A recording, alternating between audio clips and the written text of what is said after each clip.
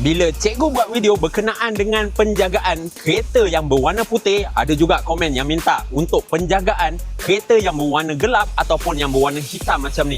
Biasanya kereta warna hitam ni mesti korang akan nampak banyak sangat kesan cala-cala. Jadinya cikgu sangat mencadangkan untuk korang buat dulu cucian pre-wash pada korang punya body kereta ni.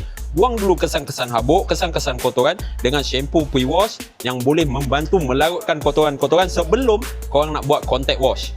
Tak kisahlah kereta yang warna apa pun, korang jangan sesekali biarkan kesan air-air ni melekat ataupun korang biarkan pada bodi kenderaan korang.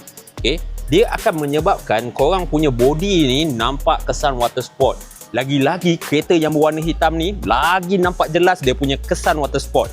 Sebab tu cikgu cakap untuk kereta yang berwarna hitam ni penjagaan dia agak rumit. Tapi kalau dia kilat, memang mantul gila geng. Adalah sangat dicadangkan untuk kereta yang berwarna hitam, lagi-lagi kereta korang tu baru keluar, untuk korang buat ceramic coating ataupun hard coating. Supaya kereta korang bila buat je proses ceramic ataupun hard coating ni, memanglah dia tak boleh protect korang punya cat tu daripada chipstone. Tapi daripada kesan-kesan calaran ni, kebiasaannya cala-cala yang halus disebabkan oleh cucian, disebabkan oleh kuku, dia boleh protect tau sebenarnya ceramic coating ataupun hard coating ni.